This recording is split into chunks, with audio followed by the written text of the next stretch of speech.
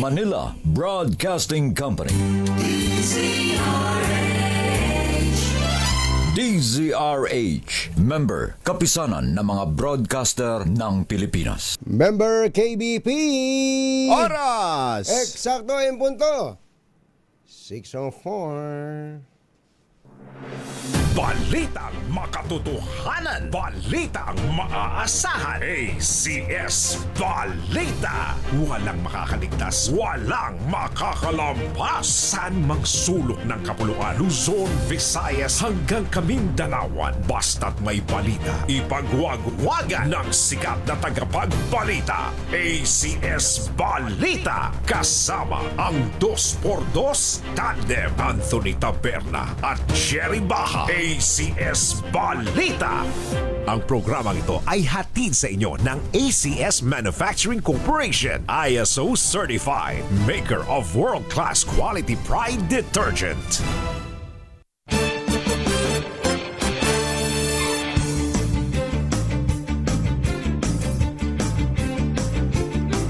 Araw po ngayon ng Thursday, January 22, 2026.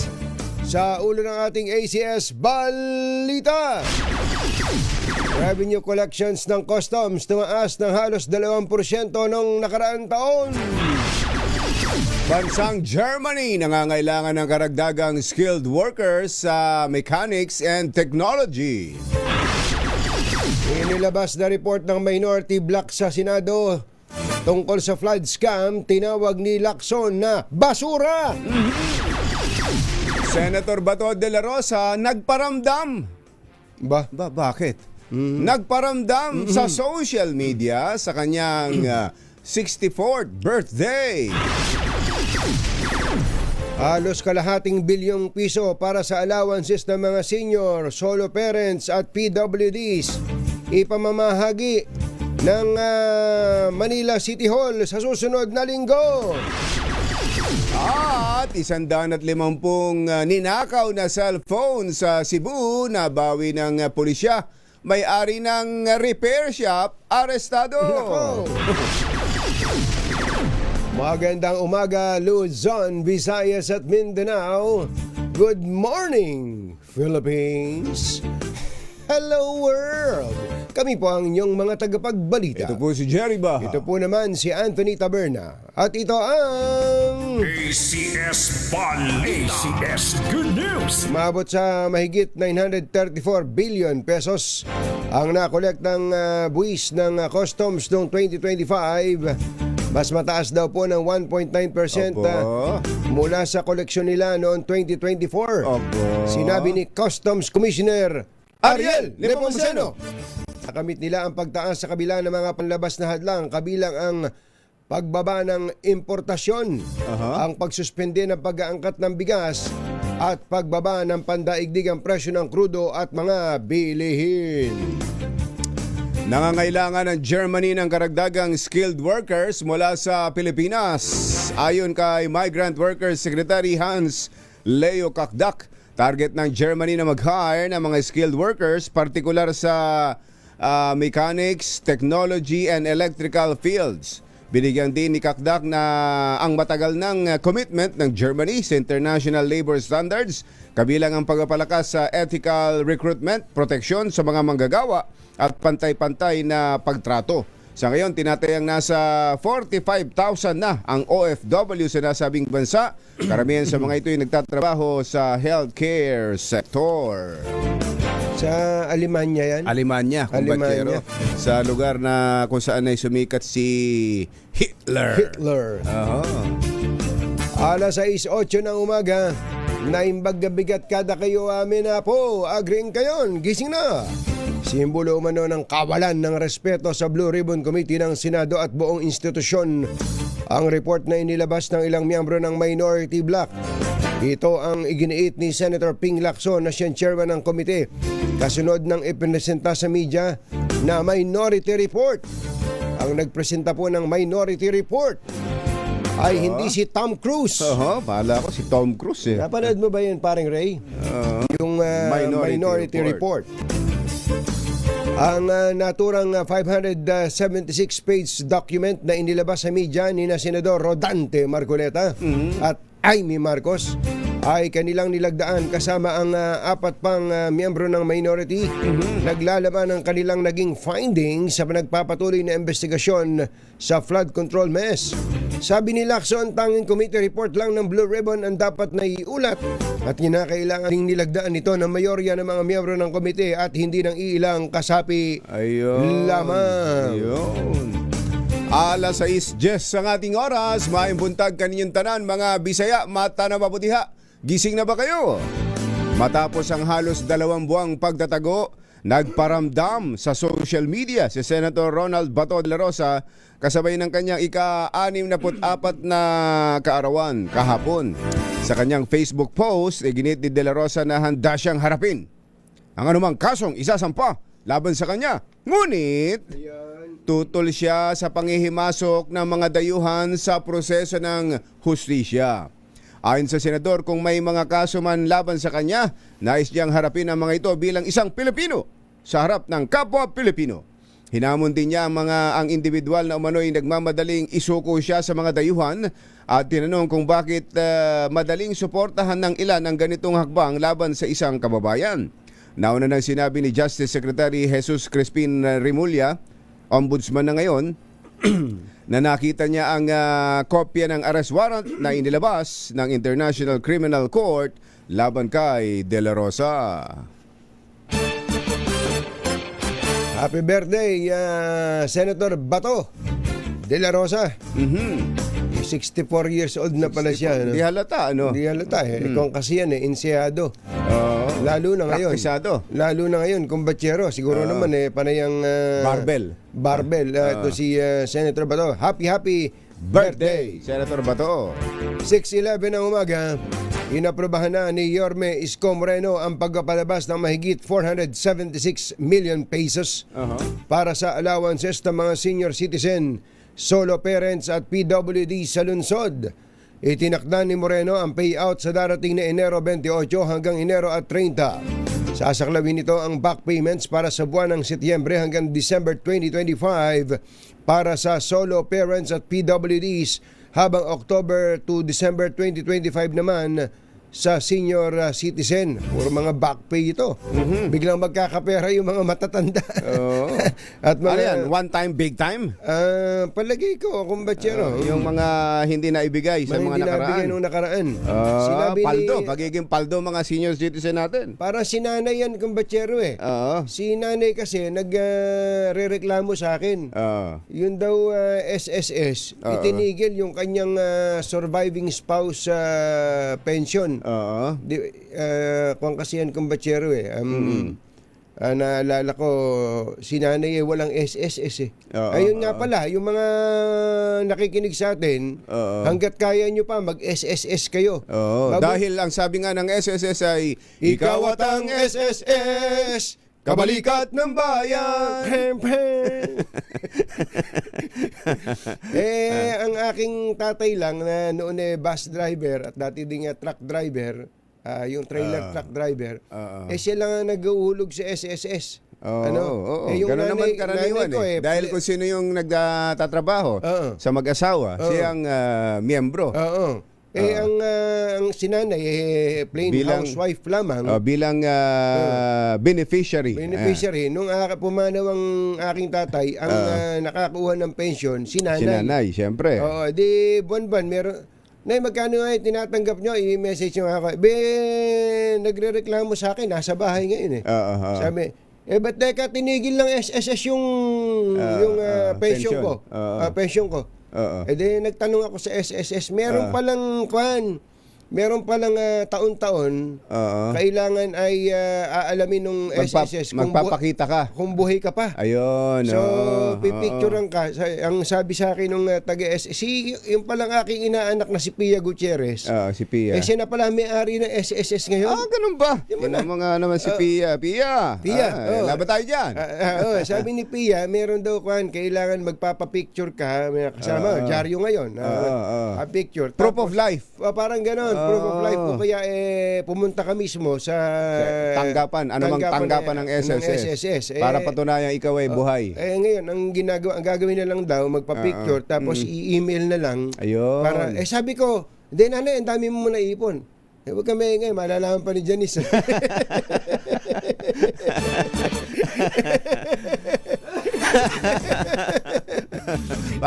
parang ano rin sa mga mag-asawa, no? Hindi tinatago nung lalaki yung extrang kita. Sabi niya, kasama ba 13th month pay dyan? Kasama yun. Lahat ka ako na hindi po na ibigay sa inyo, ihahabol back pay, may back pay yan. Narinig ni Ating, ako nga din tinigil din.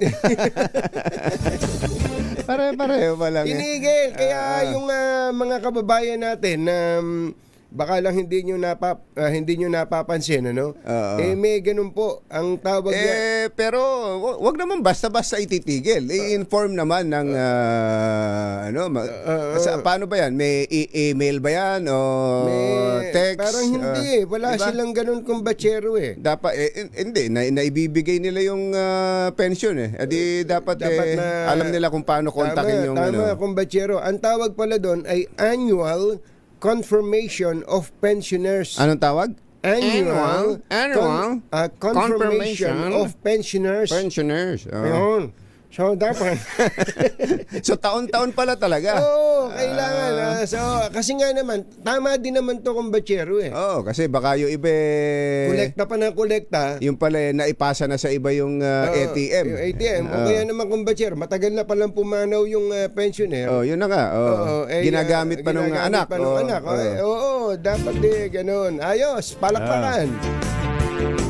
Samantala, alas 6:16 ang ating oras. Mayong aga, mga pinalangga. Bugtaw na kamo, gising na. Mahigit sa 150 mobile phones na pinaniniwala ang dinekwat o ninakaw sa kasagsagan ng Sinulog Festival sa Cebu ang na-recover ng pulisya mula sa isang cellphone repair shop sa lungsod. Sa report ni Cebu City Police Chief Colonel George Ilanan, 4 na individual ang nag-report sa kanila na nawalan ng cellphone sa kasagsagan ng pista. Natukoy ang lokasyon ng cellphone sa pamamagitan ng Find Me feature ng mobile phone na may-ari ng nagtuturo ng direksyon sa kinaroroonan nito. Dito natuklasan ng pulisya na isang cellphone repair shop na nagbebenta rin ng mga second-hand gadgets sa Leon Kidlat Street ang mga ninakaw na cellphone. Sa operasyon ng pulisya sa shop, na-recover sa second floor ng naturang repair shop ang 4 na backpack na puno ng mga cellphone. Nako! Kung saan kabilang ang mga gadget ng 4 na complainant. Agarang inaresto ng pulisya ang may-ari ng shop na naharap sa kasong paglabag sa anti-fencing o reselling of stolen goods. Alas 6:17 na ng umaga. Susunod! Tito Boy! Uy, ano tong balita na meron daw ghost health centers? Ghost health centers sa lalawigan ng Quezon. Ghost Health Center? Health Center. Aba. Alamin nga natin ang detalye niyan. At yan. Yun daw yung binabanggit mo lagi, kumbatsero, na cigarette smuggling na involved ay mga politiko. Aba, iimbestigahan na raw din ng kamara. Aba, paano nila iimbestigahan? Kasama nila dyan.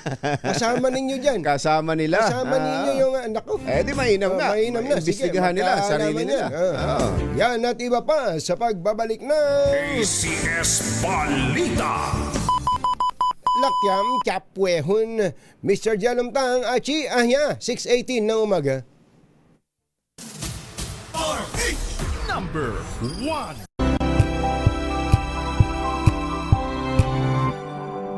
Balitang makakaligtas, walang balitang makakalampas, saan mang sulok ng kapuluan. ACS Balita! ACS Balita! Ang programang ito ay hatid sa inyo ng ACS Manufacturing Corporation, ISO Certified, maker ng world-class quality Pride detergent. Hi!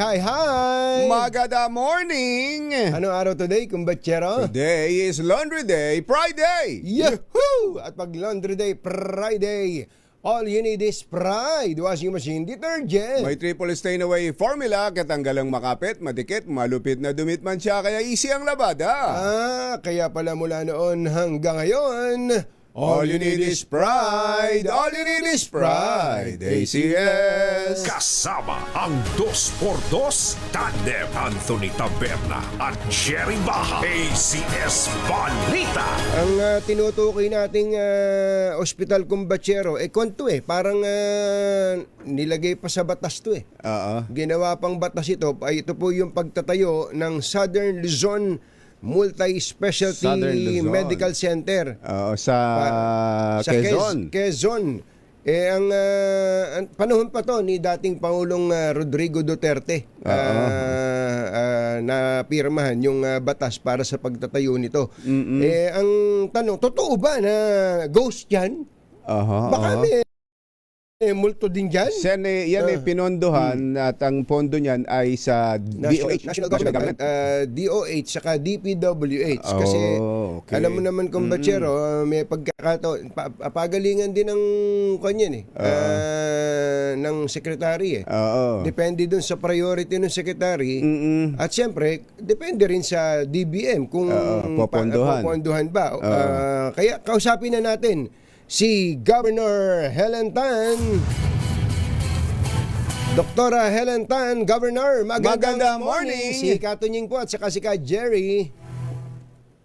Hi, Sir Anthony, Sir Jerry. Good morning. Good morning po. Saan po itong Southern Luzon Multi-Specialty Medical Center itinatayo, Governor? Ano po yan? Sa Tayabas City. Tayabas. Sa batas, very, naka-stipulate din po yun sa batas, yung location. Location. Sa Tayabas City po. Anong taon po ito na isa batas, pinirmahan ng dating Pangulong Duterte, Governor? 2022, I believe, April po yan before po Bago bumaba. magtapos yung taon. So, nasa last Few days. session date na kami before po mag-election ng 2022. So doon po yun na naging batas as far as I remember. So ito po, ilang gusali po ito? Normally may wing 1, wing 2, wing 3, mga ganun po yan. Ilang building po Gaano ba itong kalaki yan? ospital na to? Actually, yung conversation ko po sa DOH, kasi DOH hospital po ito, i-clarify ko lang, hindi po ito Hindi hospital LGU. ng province. Hindi po ito LGU. Teka muna, ba't kayo kinakausap namin National Government Hospital pala to? Oo nga kasi yung napabalita nga po ako yung naka-highlight doon sa picture ba. Apo. And ako naman, thankful na interview ako dahil nga ako ang proponent ng batas. Para So, magkaroon ng ganyang ospital. Ang ganda, multi-specialty, Yes po. para tong Heart center. Ayun, parang heart center. PI. Opo. Maganda pala. Yes po. So yung DOH, nung tinanong ko po yung RD po ng DOH, ang design po pala nila dyan, 3 building. Opo. First building is hospital building, the main building, and then medical arts building, yung building 2, and then the engineering, parang maintenance building, yung building 3. Ang ongoing po, as you mentioned, yung DPWH ang gumagawa po ng hospital building. Okay. And then yung building 2, ang gumagawa po daw ay DOH, medical arts building. Kasi may delineation sila ng fund. No? So, hindi malayo pa yung pondo sa matapos yung kabuuan po ng Magkano po facility. magkano po ba kailangan para po matapos ang ospital na ito, yung buo? As per information na nakuha ko po sa DOH, kasi sila nga po ang nagdisenyo nito, no? Opo. Ang kailangan po nila doon sa 3 building ay 1.7 plus billion. 1.7 No, billion. so- Oo. Okay. So, yung forecast nila supposed to be na mapopondohan kasi nga hindi nila napondohan yata ng ewan ko 2022 to 2023 yung hospital dahil merong lumabas sa DPWH. So hindi naman sabay silang gagawa sa isang building, di ba? Opo. So parang they decided na okay, isisimula namin yung medical arts building since sinimula ng DPWH yung hospital building, no? So and then hindi pa po na-implement for both agency yung 2025. As per text sa akin ni RD, nag-fail daw ang bidding nila. Oo. So 2 taon pa lang ang napopondohan, 2023 saka 2024? Sa DOH po yata.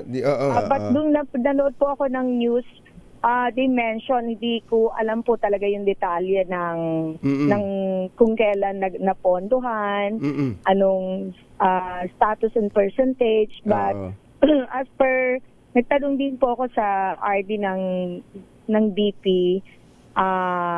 kasi nga lumabas doon sa balita, hindi pa nila na-implement yung 2025 because I believe of the problem, na-explain ko naman yun sa interview. And then, hindi pa completed yung 2024. Parang 85% yung ibinigay sa akin na information. So, correct ko lang, sir, wala pong ghost na project. Nakita nga po eh. In fact, pinupuntahan ko po yan to check yung facility. Sa ngayon, no, Gov, ano nang nakatayo? May nakikita na bang structure? I believe may frame po, no? May frame. Medyo may mga poste siguro. Last year yata, hindi ko alam yung napuntahan ko is first quarter. So medyo matagal na po akong hindi nakakapunta doon. Doon ko lang sa news po nakita yung itsura. May kalahati na ho ba yung kung 1.7 billion kanyo ang kailangan, sabi ng DOH, may kalahati na ho ba na i-release para magmukhang kalahati man lang yung natatanaw na building diyan, parang ganoon. I doubt it po kasi ang release po sa DOH ay sabi nila 219 pero out of that hindi pa po na-implement yung 100. So 119 siguro in-implement. Sa DP naman, I'm not sure the total amount pero siguro po doon sa budget na 1 billion, baka 25% of 1 billion pa lang po yun. Ayun na nga.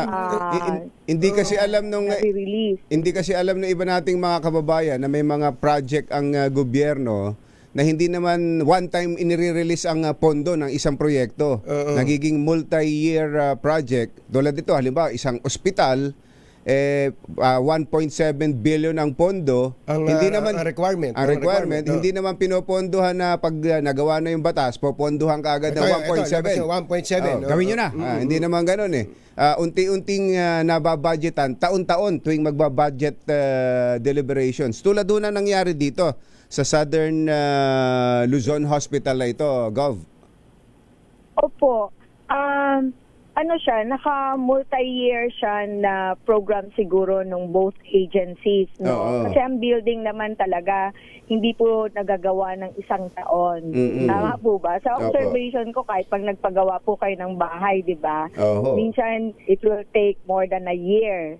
Po ba? So, experience ko po nung congresswoman ako, yung lahat po na nire-request po sa mga agencies, na mga ganyan po na malalaking project ay several years po nila pinupondohan, no? So hindi pa po ako naka-experience na one time pinondahan yung ng one time, kailangan, except kung mga multipurpose building na maliliit lang, na health center or barangay hall. Ayan, yun. So, yun po. So parang ang understanding po natin, yung buong 2025 parang walang na-implement, walang na-implement diyan. Walang fund release po diyan, ano? Kaya talaga sayang naman yung kaganda ng intensyon magkaroon ng parang specialty hospital diyan sa Tayabas, ano? Hindi na kailangan lumuwas ng mga may sakit sa puso, pupunta ng heart center din sa Quezon City, ano? Actually, Sir Anthony, Tama po kayo doon. Yun ang intention kasi ang layo po. Ang Quezon po kasi strategic. Ang location, ang makikinabang po dito, mga taga Marinduque, taga Bicol, part po Bicol, ng Visayas, Laguna, part po siguro. ng Batangas, may taga Mindoro din po napunta sa amin, Romblon. So strategic kung itong multi-specialty nga mapapabilis, no? Pero para lang po alam ng public, ako po yung sumulat sa DOH kasi kanila pong hospital yan. Yes. Malinaw po sa batas. Na isama po nila sa flagship program nila. Kasi may tinatawag po sa DOH na flagship project or program, no? Para nga po, focus yung budget ba? So kung sila na lang ang mag-implement lahat-lahat, yung forecast nila na masunod sana, no? Sana. So yun lang, I think that's one of the key to expedite the implementation. Sayang po ito, no? Ulitin lang natin, this is a national government project, DOH project. Oo. At kaya lang namin kayo kinakausap dahil kayo yung proponent nito when you were at nasa lugar nila. Congresswoman. Nasa lalawigan nasa ninyo. lalawigan na napakaganda naman nung natatawa ko Yeah. kasi nung nanonood ako ng balita kagabi, sabi ko, nagpapatayo pala ng ospital ang lalawigan ng Quezon. Oo. Tapos hindi pala sa inyo to. Kaya nga po, ang laki pa ng picture ko. Mabuti na lang, maganda po ako sa picture. Governor, salamat po sa pagkakataon dahil alam namin kayo, saan ba kayo pupunta? Tatawid daw kayo ng dagat? Aha. Ang laki kasi Papunta ng po ako Quezon, ng Alabat Island. Alabat So, Island. Oo, Ayun. Alabat. Opo. Saan kayo sasakay dyan? Sa Atimonan? Opo, sa bangka po. Sa bangka. Bangka po. Ay, Atimonan. ingat kayo. Ingat po kayo. Ingat kayo. Baka sabihin ni Ardi, kahit ilang dagat ay kayang tawirin. Higit pa riyan. Thank you, Doc Helen Tan. Governor, magandang umaga po. Salamat po. Thank you po. Yes, thank you po sa pagkakataon na makapagpaliwanag. Magandang Thank umaga you so po. much. Ingat po Yes, tayo. ma'am. Thank you po sa paglilinaw. Nagatid sa kabuuan ng ating ACS Balita. Ito po si Anthony Taberna. Ito po si Jerry Baha. Kasama ang 2x2 tandem Anthony Taberna at Jerry Baha. ACS Yun sa Balita. mga taga-barangay Pag-asa, Mandaluyong, Pag-asa, Mandaluyong. ay meron pong naghahanap ng mabibigyan ng perya. Yung bang pinakamayaman pa rin nating Siya pa rin ba? kaibigan? Si namimigay Don? ng Si pera? Don? Oo, si Don Celso. Carlos. Aha. Okay, thank you very much sa mga kaibigan. Don Carlos. Don Ayan. Carlos, diyan po sa Barangay Pag-asa. Lakasan niyo na po yung mga radyo. Kasama po ni Don Carlos, ang Pride Detergent team natin. At ang ating...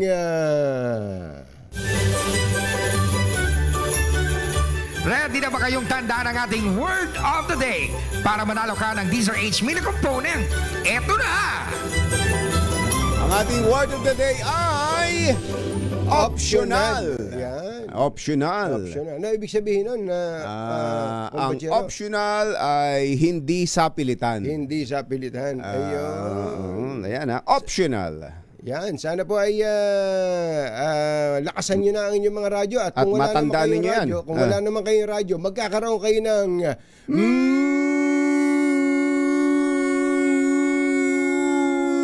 Mini component. pahabaan nyo. Pwede na manalo sa children's party. Oras po natin, Achi, Ahya, Mr. Jalamtang, Lakyam, Samlakhun, 6:36 na umaga. Balitang makatotohanan, balitang maaasahan. ACS Balita. Ang programang ito ay hatid sa inyo ng ACS Manufacturing Corporation, ISO certified, maker ng world-class quality Pride detergent. This time check is brought to you by ACS Manufacturing. Komentaryo sa Himpapawid. 2x2. Walang takot sa paghimay sa masalimuot na isyu ng bayan. 2x2. Humahataw na mga balita at impormasyon. 2x2. Ating damhin, ating lasapin ang hagupit na 2x2.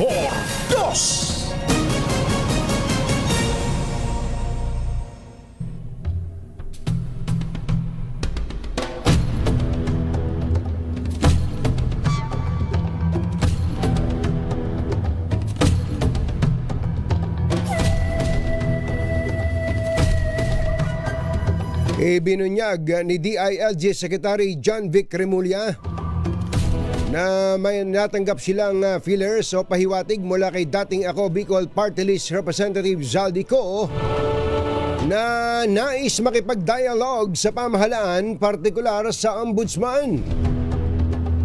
Ayon kay Remulla, ipinadaan ni Zaldico ang pahiwatig na dialogue sa pamamagitan ng ilang kaibigang pari. Ngunit ang impormasyon ay hindi pa beripikado.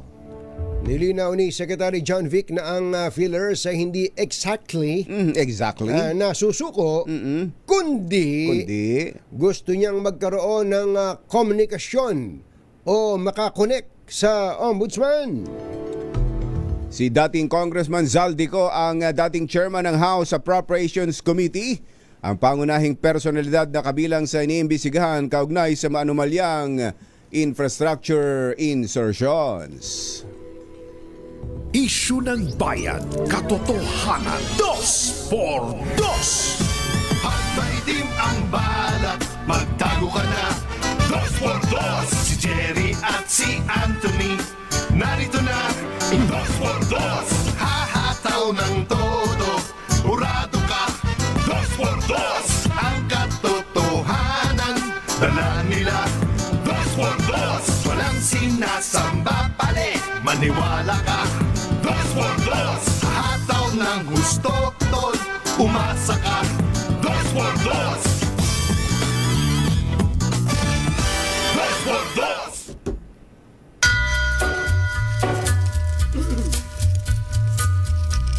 Hi. Maganda morning.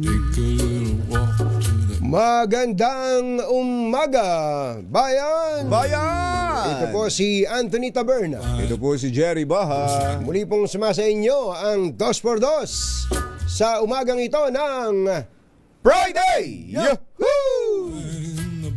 Kumusta po ang ating mga lolo at lola dyan? Mga nanay at tatay dyan? Ayos ba kayo? O yung binanggit natin kung batsero kanina tungkol sa SSS, sabi nga nitong si Heidi, ang natatanggap pala ng aking nanay buwan-buwan ay 4,040. 440. 4,040. Napakaliit po nun kung tutuusin dahil sa hindi kasi ganun karami ang naihulog ng aking tatay nung siya nabubuhay pa. Gawa nung nagkaroon ng yung bang kung kailan lang ata naisipan ng employer na maghulog, saka lang naghulog. Tsaka nung araw yata talaga ganun lang ang ganun lang ang hulog. Tapos yung ding pension ay mababa pa.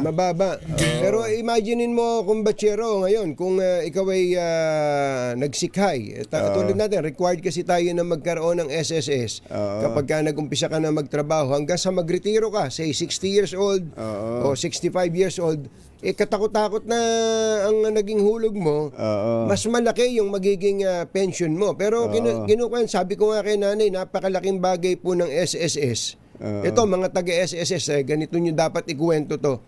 Yung nakolekta ni nanay mula nung pumanaw si tatay na kahit nga ba magkano lang yan. Pag tinotal mo, as in labis kung ikukumpara sa inihulog. Sa inihulog ni tatay nung siya nabubuhay pa. Kaya yung maaring ngayon, hindi ko na mapapakinabangan. Isipin nyo, yung nanay ko pinakikinabangan niya kahit pambili lang ng maintenance medicine. Biruin yung naihulog nung aking ama nung araw pa. Kaya yung mga ayaw pansinin tong Social Security. Nako. Pansinin nyo kahit na voluntary contribution lang. Ayan, yung voluntary. Meron ganyan. Ituloy po ninyo yan. Gawin po ninyo yan. Napakalaking bagay. Yung iba nga kung batsero, ang ginagawa pa, tinatanong, magkano ba ang pinakamalaking pwede kong ihulog yan? Yun, talaga. Yung maximum hulog para yung maximum benefits din ang makuha mo. Tama. Kaya si Parcon, ngayon, wala ba siya SSS? Masayang-masaya at January pa lang, fully paid na siya hanggang December. Ay, grabe. Iba talaga tong si Parcon. Ngayon! Si John John sabi ni John John, ngayon! Kaya ako para akong nakapension. Pensionado Ano? Parang mga pensyonado kayo, ha? Sana po ay pahalagahan natin yan. Ganon din sana ang gawin ng ating mga kababayan. Huwag kayong manghinayang doon sa hulog-hulog na yan. Dahil pakikinabangan talaga. Yun kung batsero, pension ang pinag-uusapan natin. Paano kung ikaw ay madisgrasya habang ikaw ay nagtatrabaho at ikaw ay aktibong miyembro ng SSS? Yung iba kasi sasabihin, hindi ko naman pakikinabangan yan. Ayan, pag nabaldado ka, pakikinabangan mo yan. Pakikinabangan mo. Halimbawa, si ating Irma, meron po siyang disability benefits. Ayan, Nung araw, ang tawag doon partial disability benefits. Ayan. Tapos, nung hindi na talaga siya nakapagtrabaho, yung full benefits ng disability, natatanggap niya. Magkano ba natatanggap ni Ateng? Kung si nanay 4-2. Tingnan ko nga. Kasi ako ang nakakuha sa ni Ating Yung bang Ayan, mga taga SSS hindi nyo kami binabayaran. Wala kayong bayad dito sa amin pero ito tinutulungan namin kayo. Libre to. Libre. Ano ba masama kung libre? Dahil ito'y mainam ho talaga para sa mga kababayan Ito, natin. 4.9. Aba, mas mataas pala yung kay Ateng. Kay Ateng. Kaya ang daming dumidikit kay Ateng Big shot pala si Big Ateng. shot to si Ateng At saka ulitin natin, may 13th month pay din yan. Aba, yun mo na yan. Pagka nag-increase ng pension, say 5%, 10%, Increase din yan. May increase din. Kaya walang bayad, ipinopromote po namin na lahat po tayo ay dapat merong social security. Ayan. Napaka-importante, wag po tayo manghinayang dyan. Yung mga government workers naman, GSIS. Pati PhilHealth yan. PhilHealth. Ngayon, maaari hindi nyo napapakinabangan pero nakakatulong naman tayo sa iba. Yung ibang hindi naguhulog, nakakakonekta sa PhilHealth. Pero tayo naman, malalakas naman ang katawan natin. Naguhulog tayo, yung mga employer natin. May counterpart yan Yan, Pagka-employer, wag natin panghihinayangan. In the long run, tayo din ang makikinabang sa mga hulog na iyan. Ang mga kumbatsero ng bayan, Katunying at Ka-Jerry. 2x2. Oras po natin, Lakyam Go Chaphun, 6:50 ng umaga.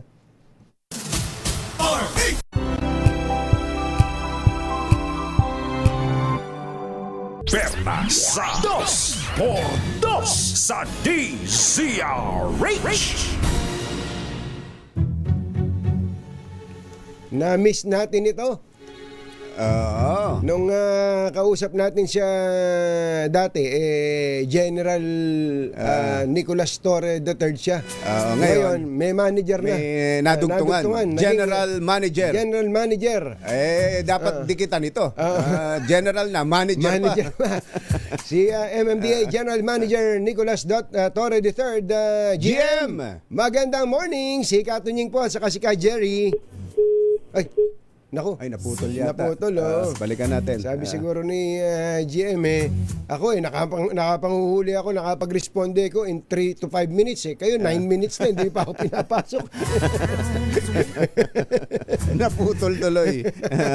Tatawag uli kami, GM. Tatawag po kami. GM. Masamang tao lang ang takot sa dalawang to. Kaya kung maitim ang balak, magtago ka na. Anthony Taberna, Jerry Baja. 2x2.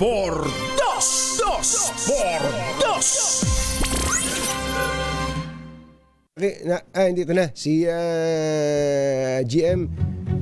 GM Nicolas Torre III. Sir, magandang morning. Si Katunyi po at saka si Ka-Jerry. Good morning, Katunyi and Ka-Jerry. Good morning po, GM. Opo, GM, kayo pala na-aprobahan na pala ang inyong optional retirement. Kailan po ang turnover official? Pupunta po ba kayo?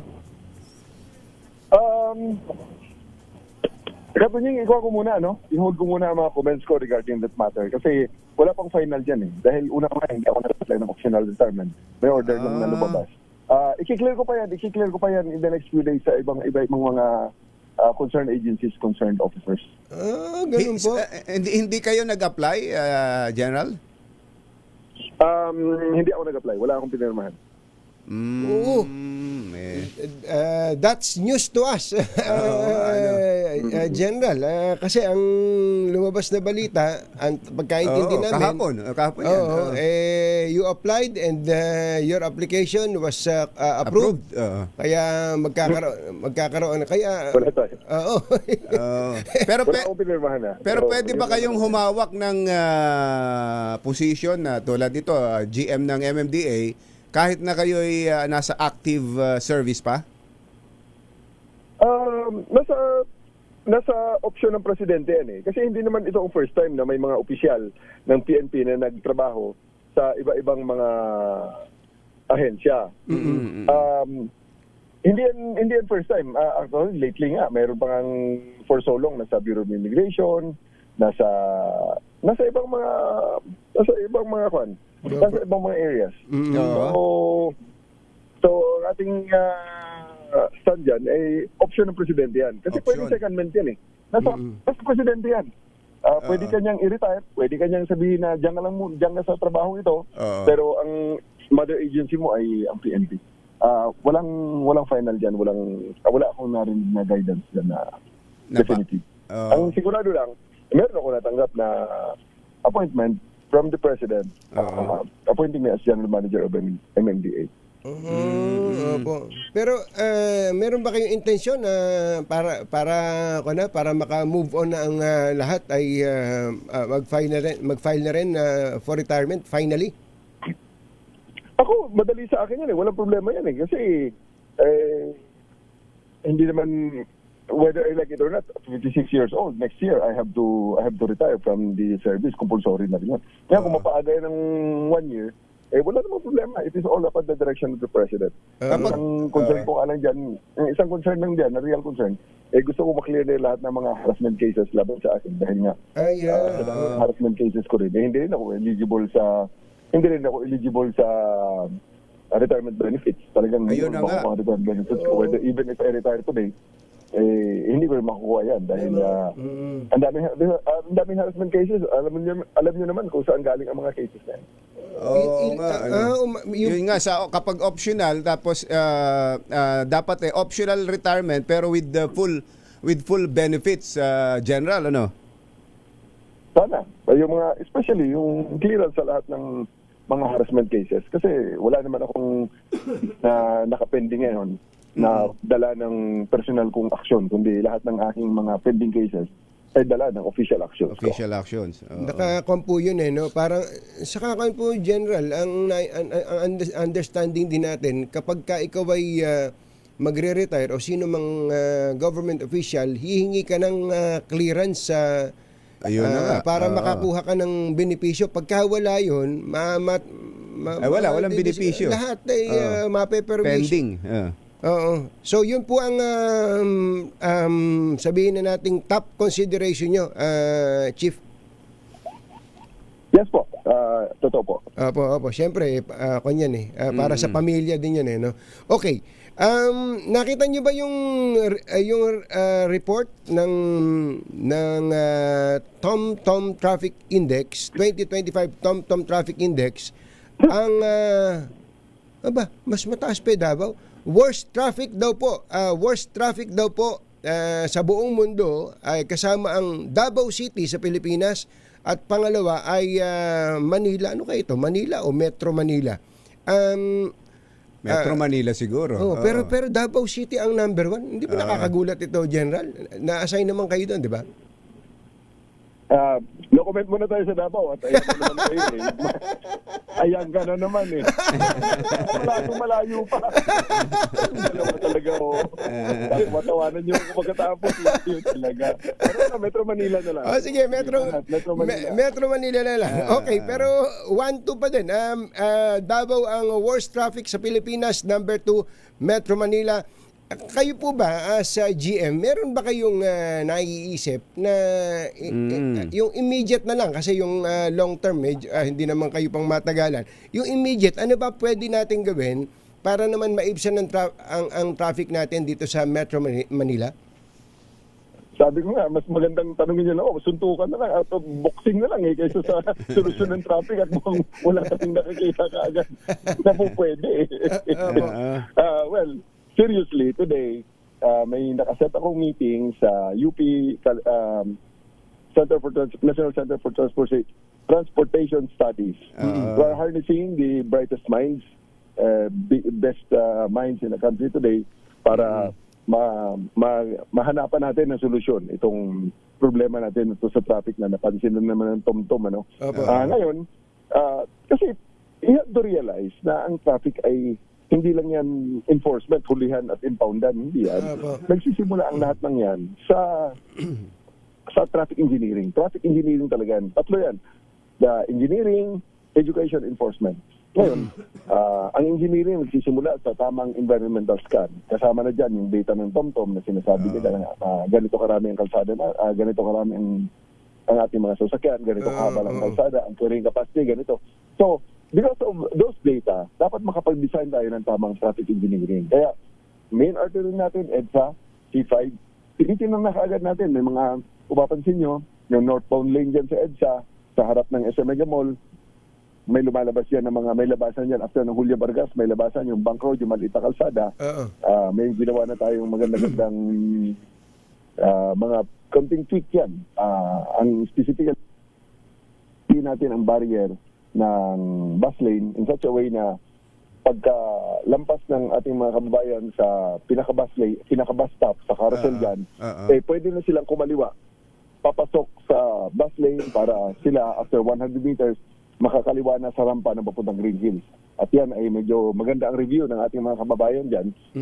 Lalo na pag dinagdagan na natin ng mga signages yan in such a way na malaman na kaagad nila. Dahil yung palabas ng bank road naman galing sa loob ng SM Mega Mall, medyo tabingi ang anggulo ng kalsada. Kaya ginagawa natin, sinishape natin using barriers in such a way na pag labas nila sa entrada na yun, nakatutok na sila sa northbound lane ng EDSA. Mabawas-bawasan kasi dati hindi nakakaharang. Dalawa kaagad na lane ang dalawang lane na agad nilang na-okupa. So sa ngayon, isa na lang. So medyo bumibilis-bilis yan. So may mga other sa ganyan, may examine natin araw-araw naman. Nakikita natin sa ating metro-based monitoring, mga CCTV natin dyan, hinahanapan namin ng solusyon. Yung pong GM, yung pong mga side streets, yung tinatawag na mabuhay lanes, sobrang importante po siya. Kaya lang, alam naman natin yung napaka-inconsistent na siguro pag-implement ng batas, No pati mga barangay, yung mga no parking, yung bawal. Baka kayo, nandiyan na kayo, baka pwedeng matutukan ng husto po yan na GM. Yes po, ayan ang ating kino-coordinate palagi sa local government units. Isa-isa, iniikot ko na ang mga Metro Manila mayors para ma-discuss sa kanila ang mga specific concerns gaya niyan. Kaya lang, yung nagpapapark, mga barangay officials din. Nakiklear pag dumaan ng MMDA. Mga mayors. Pag alis ng MMDA, balik din. Kaya tayo nag-coordinate sa mga Metro Manila mayors. Yan ang kailangan natin ng cooperation ng ating mga kababayan. Hindi pwede yung bad-aid solution tapos magpapalusot lang tayo pagkatapos we expect na wala nang kasunod na follow-up. Hindi po pwede meron. Saka yung isa pa, meron po kayong parang command center dyan sa MMDA na napuntahan namin ni Kumbachero minsan. Napakaganda ng mga camera dyan, GM. Napakaganda, napakaliwanag. Hindi lang para sa traffic, pati na rin sa basura, pati sa anti-basura operation, pati din sa mga anti-crime operation. Paano ba natin talaga wala bang audio yun? Walang audio, GM? May mga cameras na may mga audio. May mga cameras naman na may mga cameras na walang audio. May mga cameras na may audio. Sandali ha. Meron na akong naging general manager lang. Nadagdagan ng M. Yung Gen. May mga fans. Interview muna ako, sir. Tapos ko lang. Ay, gusto ka ba? May fans kayo dyan, Dito ako sa isang multitasking tayo ngayon. Meron kaming meron kaming clean up dito sa Estero. Yan, kasama ito sa trabaho ng MMDA. Nasa lubong ko sa mayor, kaya sabi ko sa kanya, sir, mag-interview muna ako. Sino po ba yung mayor na yun, sir? Andito si Valenzuela Mayor. Si Mayor Wes Gatchalian. Mayor Wes Gatchalian. Hindi na namin kayo abalahin. Gusto lang kasi naming makita na meron talagang mga gamit ang gobyerno na maaaring maging instrumento sa pagpapaluwag ng traffic at iba mang mga problema. Pero last na lang, ito po sobrang importante nito. 'Di ba ang dami nating sasakyan, ang dami ng talagang hindi na kasya ang kalsada sa dami ng sasakyan. Matagal na po nating naririnig to, GM. Huwag payagang makabili ng sasakyan ang wala namang garahe. Ano ba stand nyo doon? Well, yan ay isa sa mga kinoconsider, pero wala pa naman on the table. Kaya nga sabi natin, ang mga programa natin, binabalanse naman natin sa maging makatao at maging katanggap-tanggap sa ating mga kababayan. Ang gusto ko na lang i-flex, no? Dahil nga ang ating mga daan ay mga masisikip na. Kailangan natin talagang lagi itong mabilis ang daloy at tama at walang nag-i-impede. So, ang pinaka-common diyan na nag-i-impede ay ang banggaan. So, dahil sa banggaan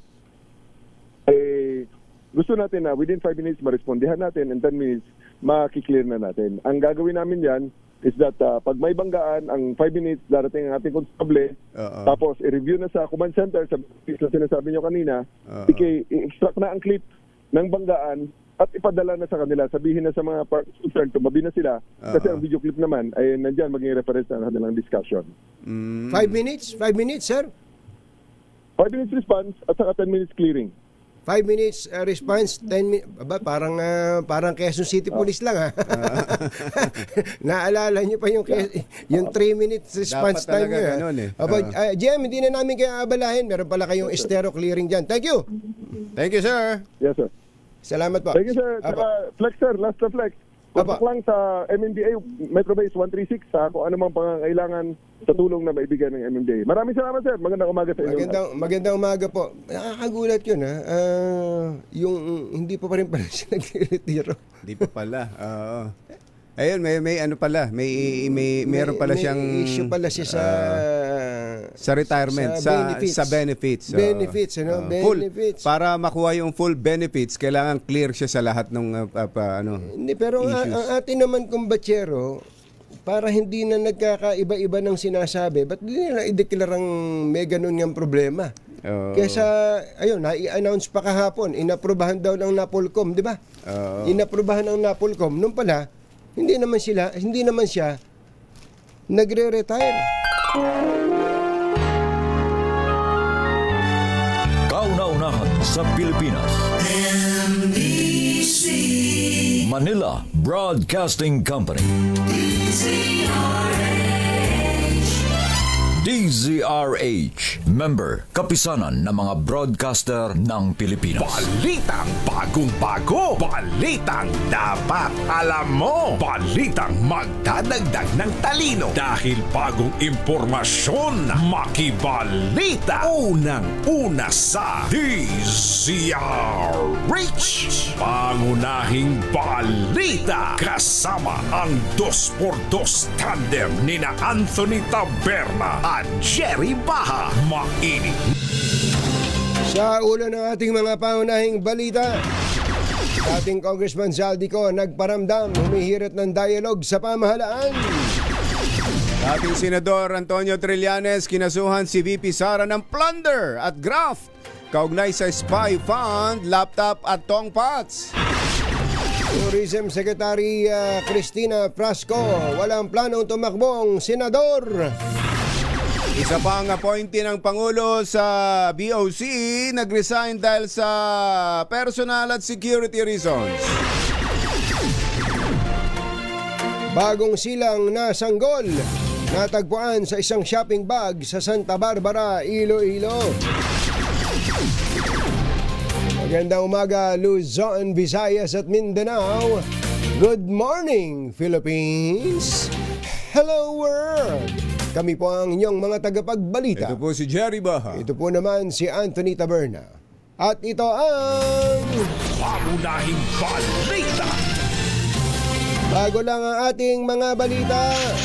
Tumutok sa DZRH at manalo ng instant 1,000 pesos sa Malakas promo kasama ang Pride Detergent. Malakasan ang makinig at manood sa DZRH. May nanalo na ang ating Malakas promo team at ang Pride Detergent ay nandun sa Barangay Pag-asa, Mandaluyong at may winner na pa, Don Carlos. Don Carlos, go, go, go! Magandang morning, Jerry Catony. Aba, wala tayong nahanap na winner kasi sinugod tayo. Aba, nakapark lang tayo. Sumugod si tatay. Sabi niya, nakikinig daw Ikaw siya ang sa hinanap. DZRH. Oo, tayo na ang hinanap. Dala-dala nga yung radyo kanina eh. Ayos, kasi yung radyo niya. Ay, ni Mrs. Ay, ko eh. Sir, Ayun. Sir Anthony. ay, sir. Jerry, Apo. thank you po. Tama-tama kasi birthday ni Mrs. ko. Aba, ano pangalan mo, sir? Ano pangalan niyo po? Gani Santos. Gani. Gani Santos. Santos. Ang inyong misis na may birthday. Ah. Ano Andito pangalan? katabi ko. Ano pangalan ng misis niyong may birthday? Nita Santos. Nika. Si Nanay Nika. Nanay Nika Santos, happy Happy birthday! Happy birthday! birthday! Thank you. Ayan, ilang how young are you? Nanay, ilang taon na po kayo? 74. Aba, Aba, hindi halata. Mukhang 73 lang, nanay. Matagal nyo na bang gamit yung transistor radio nyo na yan? Oo. Eto na, nagluloko eh. Nagluloko. Buti na lang hindi si Tatay Sani ang nagluloko. Huwag kang mag-alala, Nanay Nika, dahil papalitan na natin yan, mamaya. Tatay Sani, maraming salamat. May bibigay daw sa iyo itong si Don Carlos. Thank you. Ayan, dahil nahuli natin siya nakikinig, meron niyang 1,000 pesos. At kapag nakuha niya pang word of the day, meron niyang DZRH mini component. Optional. Optional. Optional. Hindi Ayun. sapilitan. Ayan, hindi sapilitan. Optional. Ang bigyan natin Dadali. ng mini component. Ayan, At bigay mo agad syempre, kay Nanay Nika ang para Chinese mapalitan na. New Year, Oo. Medianoche. At ang pinakabago, pinakamabango, pinakamalaki na Pride detergent with fabric conditioner, Korean strawberry bloom with stain away formula. 2 kilo yan, kaya ang mga labahin, ubos yan. Thank you. Maraming salamat, Salamat Tatay po. Sani. Nanay Nika, happy birthday po sa inyo ulit. Abot mo na kay Nanay Nika. May panghanda na. May panghanda. May panghanda na.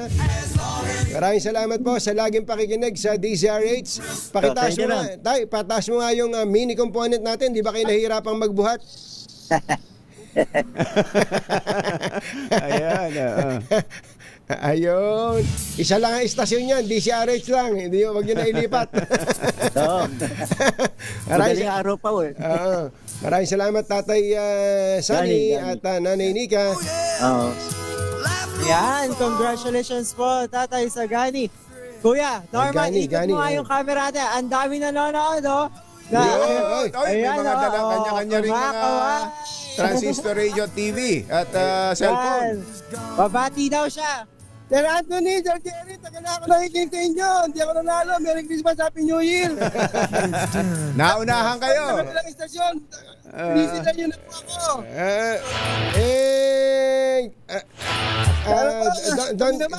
Don Carlos, bigyan mo na ng 500 yan. Yung humahabol na yan. Meron ka pa ba dyan? Meron yan. Meron, bigyan mo 500 pesos. Yay! Sir Jerry, maraming salamat po. Sino mga naman Pang-alas 6 pa po ng hapon sa kabilang istasyon, nakikinig na po ako sa inyo. Yun. Maraming salamat po. Buti nakapati ako. Thank you. Ayun, 500. Ayos na yan. Kaya naman sa mga gusto pang manalo ng 1,000 pesos, manatili na katuto ka nakikinig sa DZRH Malakas Promo. Malay nyo kayo ng susunod na panalo. Ito po si Don Carlos para sa DZRH, una sa Pilipinas, una sa Pilipino. Mga nangunguna at mga bagong balita sa DZRH. Pangunahing balita. Ratsadahan na natin ang mabilisan. Isang bagong silang na babaeng sanggol ang natagpuang nakasilid sa shopping bag na nakasabit sa gate ng isang garahe sa Santa Barbara, Iloilo. Sinabi ng barangay, nakangiti pa sa kanila ang sanggol nang buksan nila ang pinaglalagyan nitong bag at nakakabit pa ang pusod nito. Agad namang dinala ang sanggol sa Western Visayas Sanitarium and General Hospital kung saan ito kasalukuyang minomonitor. May hinala ang pulisya na dayo lang ang ina ng bata dahil wala namang napaulat na buntis o nakatakdang mga anak sa lugar bago ang insidente. Nakangiti pa raw sa Nakangiti kanila. pa raw. Kaya mga Ilonggo talaga, laging nakangiti yan. At masaya siguro yung sanggol dahil sabi, may nakakita na sa akin. Ayan. Samantala, isang opisyal ng Bureau of Customs na appointee ni Pangulong Bongbong Marcos ang nag-resign dahil sa personal and security reasons. Ito kinumpirma ni Customs Assistant Commissioner and concurrent spokesman Philip Vincent Maronilla matapos tanggapin ni Customs Commissioner Ariel Nepomuceno at ng Malacanang ang resignation ni Deputy Commissioner for Internal Administration Michael Cristobal Fermin. Tumanggi si Maronilla na kumpirmahin kung ang pagbibitiw sa tungkulin ni Fermin ay may kinalaman sa aligasyon ng korupsyon na inihain ng isang multinational company. Ginawa ni Fermin ang pagbibitiw sa tungkulin sa harap ng patuloy na pagsisikap ni Pangulong Bongbong Marcos na labanan ng korupsyon sa burokrasya. Si Fermin ay isa sa dalawang palas appointee na nag-resign. Una ay si Attorney Marlon Fritz Broto na nagsilbi bilang District Collector sa Port of Subic at Director ng Port Operations Service at ng Collection Service. Bago nag-resign, ilalagay si Broto sa floating status habang iniimbestigahan dahil sa mga irregularidad na kinasangkutan nito. Matatandaan na unang sinibak ni Nepomuceno si Intelligence Officer 3 Paul Oliver Pacunayen, ang tumatayong head ng Customs Intelligence and Investigation Service sa Port of Manila matapos masangkot sa smuggling activities. Talagang seryoso si Customs Commissioner Ariel Nepomuceno. Nagain ng kasong graft at plunder sa ombudsman si dating Senador Antonio Trillanes at ilang miyembro ng Civil Society Group laban kay Vice President Sara Duterte. Ito'y may kaugnayan sa maling paggamit ni VP Inday sa pondo ng Office of the Vice President, Department of Education at maging ng lungsod ng Davao noong siya pa ang alkalde ng lungsod. Kabilang dito ang 650 million pesos na confidential funds ng Office of the Vice President at DepEd na pinamumunuan noon ng pangalawang Pangulo. Gayun din ang 2.7 billion pesos na confidential funds ng Davao City sa ilalim ng kanyang pamumuno at 8 bilyong pisong halaga ng overpriced na mga laptop, 12 bilyong pisong unliquidated cash advances at mga hindi na ipatayong silid-aralan nung siya pa ang DepEd Secretary. Nagparamdam na sa gobyerno matagal nang tinutugis na si dating Bicol Party List Representative Zaldico. Ayon kay DILG Secretary John Vic Remulla, nagpadala ng feelers si Ko sa kanyang kapatid na si Ombudsman Boying Remulla. Git ng DILG Secretary, nagpatulong si Ko sa mga kakilala nitong pari para maipaabot ang pagnanais niyang makipag-usap. Bagaman nagpadala na ng feelers, naniniwala ang kalihim na nasa Portugal pa rin si Ko na isa sa mga akusado sa maanumalyang proyekto sa Nauhan Oriental, Mindoro. Meron na siyang feelers na through sa mga ibang pare na kilala niya. So, mga pare na kilala niya. When you mean feelers, sure. Surrender po. Not exactly. Parang nagko-connect, nagpapakonnect na gusto ng dialogue sa amin. So, pero of course, that's not verified. Parang nagsabi pa lang, sinabi ng kaibigan na pinaparating. So, DILG Secretary John Vic Remulla. Alas 7:25 ng umaga, susunod! Dito po! Sino itong sikat na aktor na nakapagpatayo daw ng mansyon na nagkakahalaga ng 50 milyon sa tuktok ng isang bundok sa Cebu? Opo. At sino itong isang cabinet member na bilyonaryo? Aha. Makakausap natin? Makakausap natin yan. Kaya nagpapalakas tayo. Makahingi na isda. At saka kanin na rin. Yan at iba pa sa pagbabalik ng Pangunahing balita. 726 Chityam Diaplak Hun. This time check is brought to you by Malita!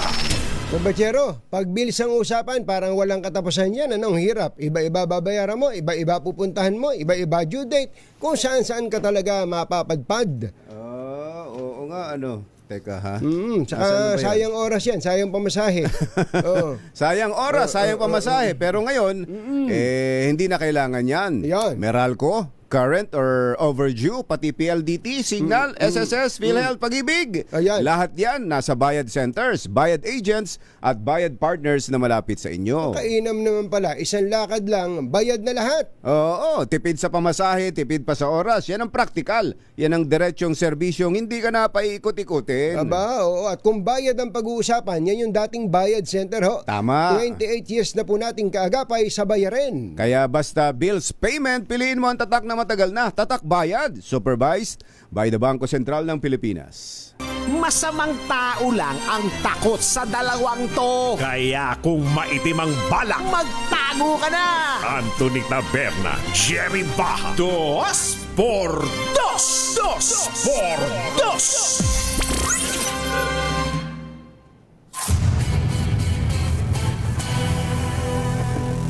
Kausapin natin si Agriculture Secretary Francisco Tiu Laurel Jr. Sek Kiko, magandang morning! Good morning, Jerry at Katunying.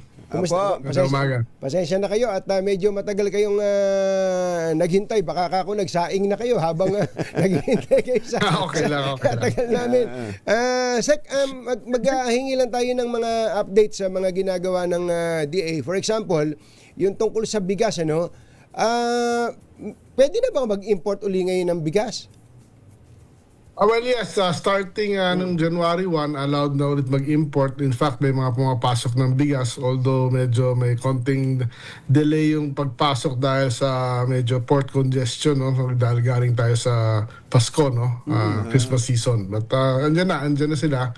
But of course, may voluntary measure tayong ginawa with the importers na inaayos, inaano yung volume, nililimitahan yung volume, at para nga yung maging ready tayo sa next harvest season natin at kasagsagan nito ay Marso. Ano po yung limit? Mga gano lang ang pwedeng import na bigas?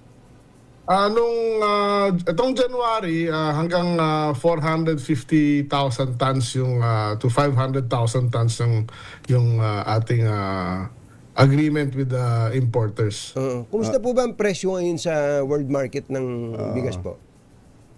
Sa ngayon, nasa mga $430 per ton yung ating yung pinakahilig ng ating mga mamamayan bilhin. So, aabot yan siguro landed mga 37 pesos landed cost yan per kilo. Kung bibilin po natin sa palengke at sa AMPA, ano po yung tamang presyo ng bigas ngayon, Secretary, na hindi overpriced? Well, dapat siguro in between kasi may mga last contract pa yung mga yan na bago nagsara yung importation. So, yun yung dinideliver ngayon. So, dapat ang presyo nun nasa mga 45 to 47. Pero yung mga bagong bili nila, pag dumating na dito sa Pilipinas, ay dapat nasa mga 45 pesos per kilo yan ang retail price. 45 pesos. Ilang porsyento po yan, Secretary, ang inaangkat natin ng total consumption natin? Ganun po tanong ko dahil ako nakatingin lagi doon sa pangarap natin na maging rice self-sufficient tayo eh.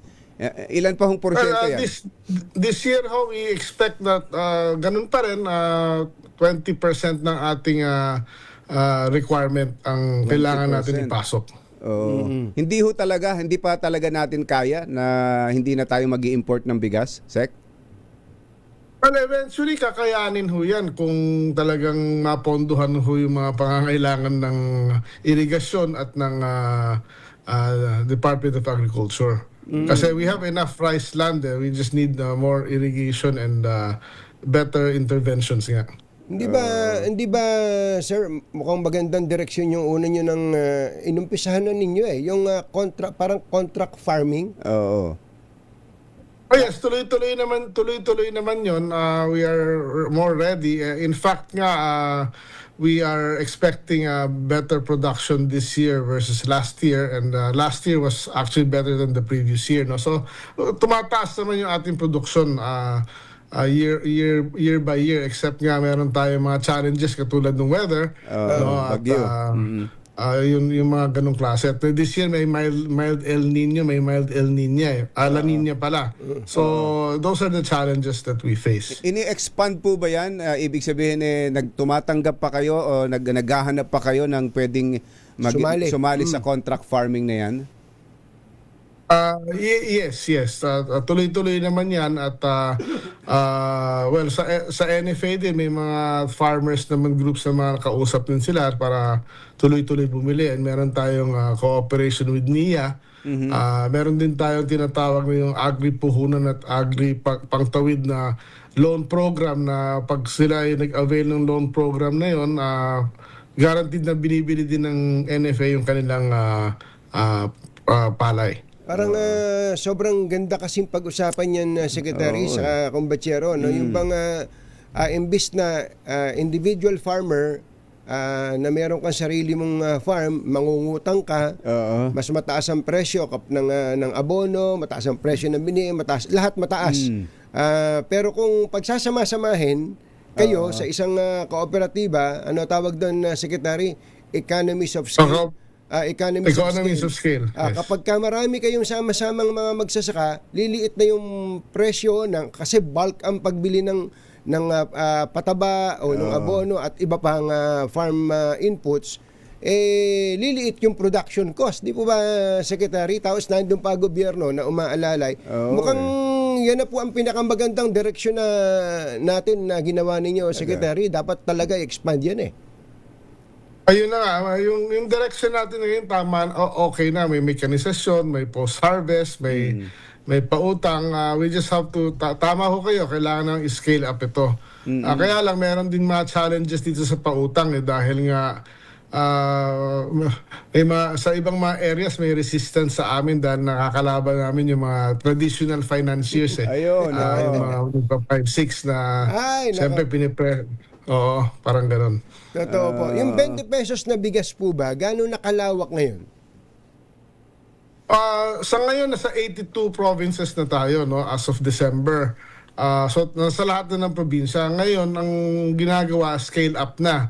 Basically, ang sinasabi sa scale up, nag-umpisa tayo sa Pangasinan na halos lahat ng lower middle income households ay available na sa Pangasinan, no? Then susunod is yung Bohol, I think bukas Aklan kami.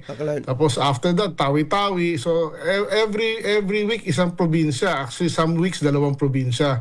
We have 52 weeks this year at 82 provinces yung expansion. So halos every week may isang probinsya na i-implement yan. Yun ang maganda.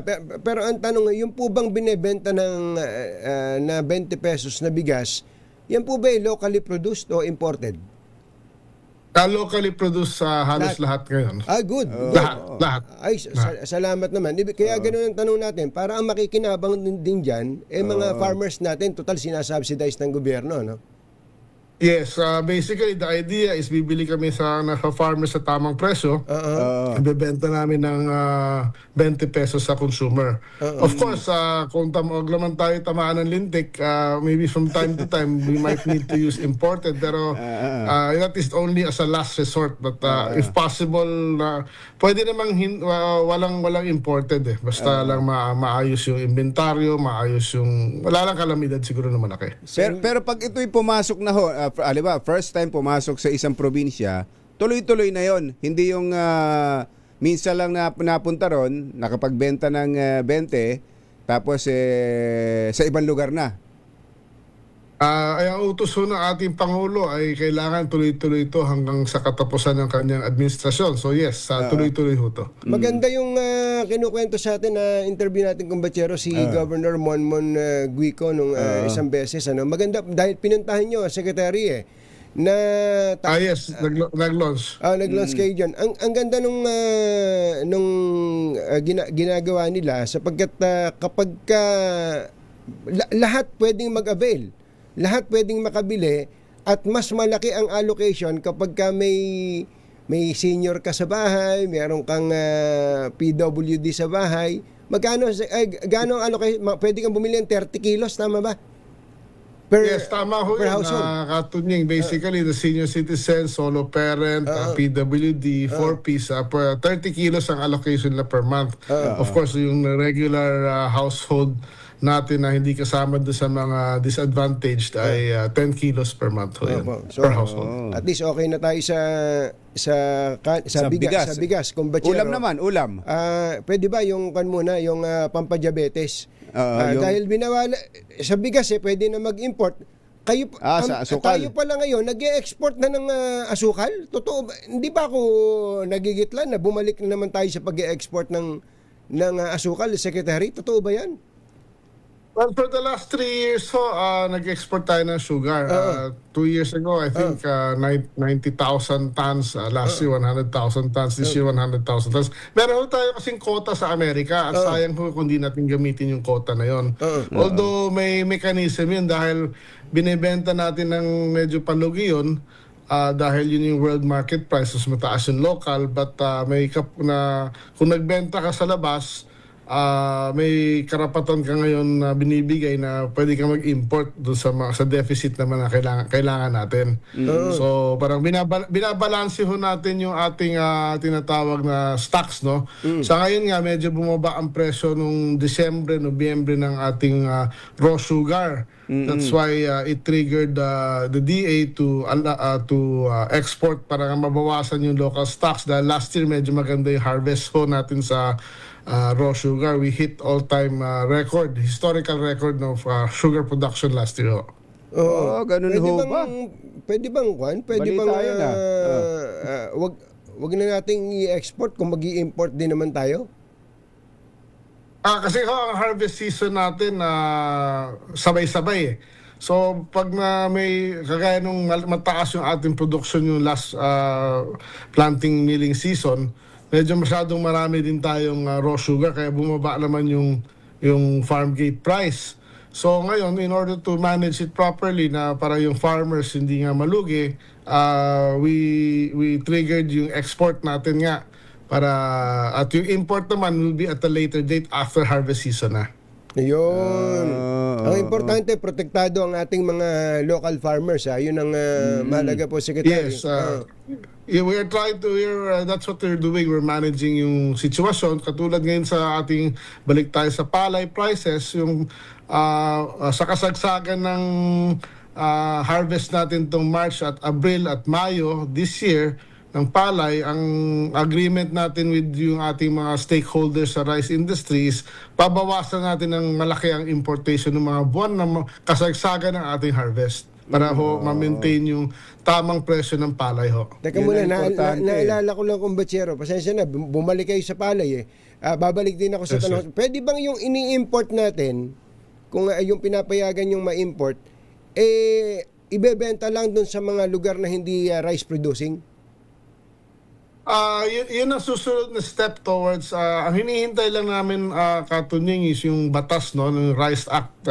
Nang galing ako sa Kongreso 2 days ago to met with the Speaker Boji D na once mapasa yung bagong batas, then meron na kaming leeway na mag-allocate kami. Yun talaga ang tama ho eh. Sa computation namin, ang buong Northern Luzon, hindi kailangan ng imported rice. Yes. So hindi dapat pumasok ang imported rice. And then, ang Mindanao naman kulang. Tsaka Visayas. Pero, let's say sa Visayas, kulang. Pero ang Iloilo, surplus. Hindi dapat pumasok ang imported rice sa Iloilo. Dapat sa labas ng Iloilo lang. Parang ganun. Ayun, palagay ko po mas nakatanggap-tanggap sa ating mga rice farmers yon o rice producing provinces na bawal ang imported dito. Ayaw namin kumain sa Nueva Ecija, hindi kami kakain na imported. Central Luzon. Parang siguro. gano'n, di ba? Something like that ho. Maganda yun. Ayan, sa bigas yan. Sa ulam. Sa ulam naman. Tayo, ulam. Gulay muna. Pampahaba ng buhay, Secretary. Sige. Madalas natin nagiging problema pag panahon ng kamatis. Sobrang kamatis. Tapos biglang darating ang time na pagkamahal-mahal ng kamatis. O kaya naman sa isang lugar, sobra-sobra ang supply ng sili. Ayan. Pero sa kabilang probinsya, sa katabi lang, kulang na kulang. Ito ba'y na-address na natin? Meron na tayong naayos na sistema para hindi pabalik-balik yung ganung problema, Secretary? Yes, yun na nga. Yun na natin sinasolve natin yung pabalik-balik na problema, no? It's magandang balita ho na ibabalita ko na yung cold storage natin na network ay this year matatapos karamihan. Yung mga modulars natin starting April may mga meron na tayo mga i-inaugurate at meron din tayong mega cold storage na sa Pili Camsur na matatapos no itong Marso. Malaki ho to. At meron din sa FTI sa Taguig by November, December this year matatapos. So yung cold storage systems natin will be online partially this year and hopefully by end of this year mas marami na. Yun yung makaka-absorb ng mga production spikes, no, at hindi sana maitapon yung mga sayang na gulay, no, katulad ng kamatis, minsan carrots, minsan cabbage. Oo. Ito pangalawa yung sa sili naman, kailangan namin na gumawa ngayon ng mga clustered greenhouse farms para sa sili. Kasi ang problema sa sili, sa aking pagsusuri at konsultasyon sa mga farmers, pag malakas ang ulan, natutunaw yung parang bulb niya. At, parang kamatis din. Kaya nagkaka-shortage. Parang kamatis din. Ganun din ang problema. So kailangan natin ng climate resilient system para kahit malakas ulan, kahit walang ulan, tuloy-tuloy. May tuloy-tuloy ang production. Pero itong mga cold storage na to, mas marami, tsaka strategically located o situated para sa sa distribution, at ito ho ba strictly for local production lang? Baka naman marami nga tayong cold storage pero puro imported naman ang laman. Yes, basically ang intention niyan is for local production and we will monitor that closely, no. But of course, sometimes we cannot avoid using those cold storage kung depende kung let's say sa Camsur kunyari biglang nagka-shortage ng baboy dahil may tumama na ASF, we might need to ask people to position frozen goods there, no, na galing sa abroad. Depende kasi ang problema natin yung climate, lalo na sa madalas tamaan ng bagyo.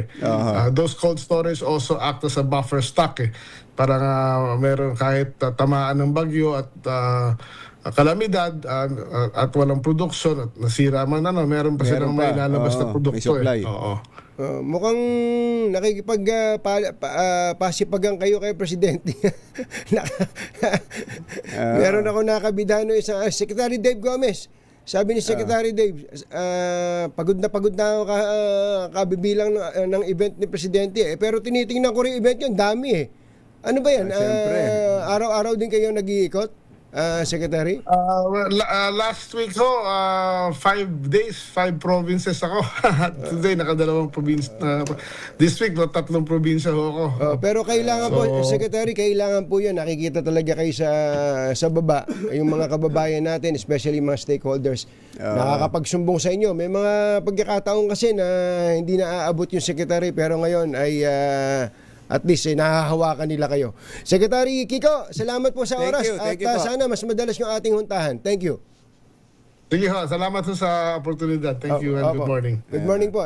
DA Secretary Francisco Tiu Laurel Jr.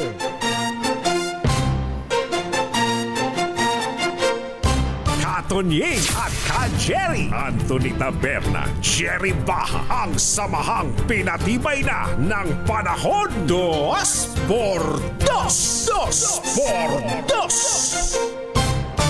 Sandali po lamang. This time check is brought to you by ACS Manufacturing Corporation, ISO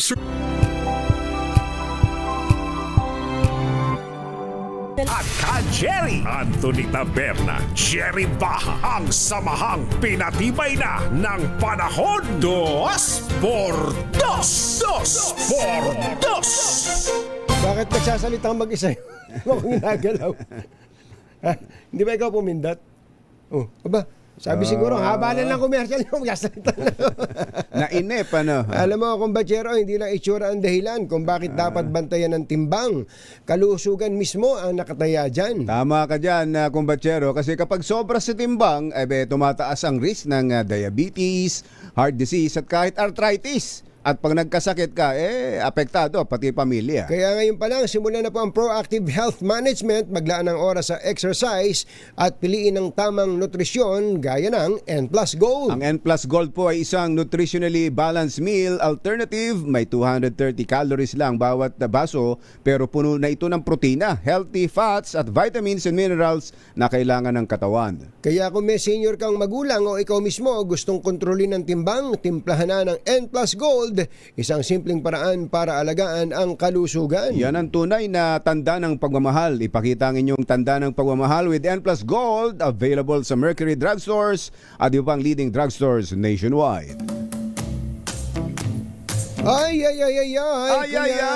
Merno, maganda morning. Oy, baka kailangan nyo ng palitan ng bubong ng bahay, ha? Buti na lang may bubong na maaasahan. Gawa sa state-of-the-art technology. May aluminum na. May pintura pa. Now available na rin sa pre-painted tiles Para pan. sa eleganteng bubong na matibay na, makulay pa, mag-Cherry Loom pre-painted ka na! Ang best-selling 7-seater SUV ng Cherry Auto Philippines, ang all-new Tigo REV Luxury Edition ay nakapagtala po ng best-in-class fuel efficiency rating na 84.28 kilometers per liter gasoline equivalent. Grabe! OMG! Matapos ang fuel eco run ay sinagawa ng Department of Energy noong 2025. Batay po sa resulta ng pagsusuri ng Department of Energy, nanguna ang Tigo REV LE sa mga sasakyang sinuri sa mga kategoryang plug-in hybrid, diesel at gasoline. Ang Tigo REV LE ay may 1.5 liter turbocharged engine at may pinagsamang electric at hybrid driving range na hanggang 1,400 kilometers sa isang full tank at charge. Mayroon din itong iba't ibang safety and driver assistance features, kabilang ang advanced driver assistance system, adaptive cruise control at 540-degree camera system. Sa halagang 1.528 million ay maaari ka na makabili ng matipid at reliable na 7-seater SUV, ang Cherry Tigo REV LE. Ayan, kaya ano pa iniintay? Puntahan at bisitahin para sa karagdagang impormasyon ang Cherry Auto Philippines Facebook. Yan. Napakabilis ng oras, Tatay Bonnie Aporo. Maganda morning. Ninong Dong Tolentino, bye! Happy weekend! Woohoo! Damdaming bayan! Susunod na!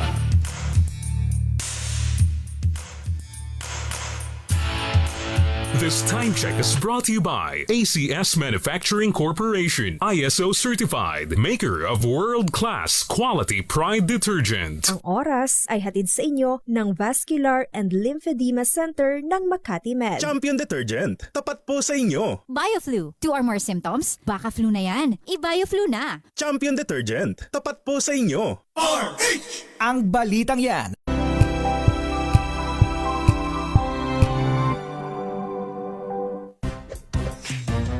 Galing-galing mo Smart dishwashing paste ko Pritong ulam na masebo Plato ang kaldero Tanggaling for everyday. Ganyan pag smart ang dishwashing paste. May double tanggaling formula. Tanggal ang sebo, tanggal ang bakterya. Bahit para walang bahit. Linis fantastic sa metal at plastic. Number 1 ko to.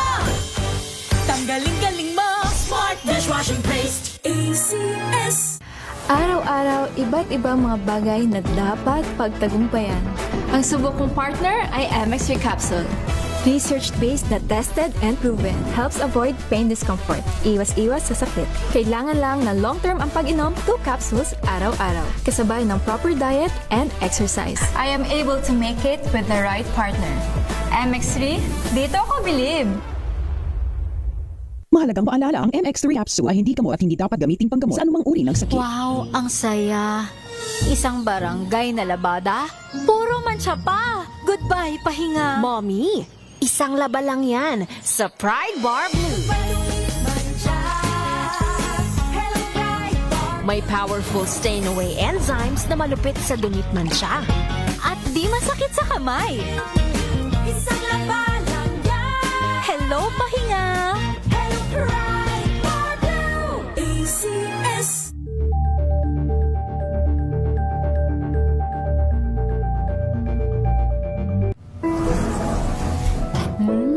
Amoy forever. Amoy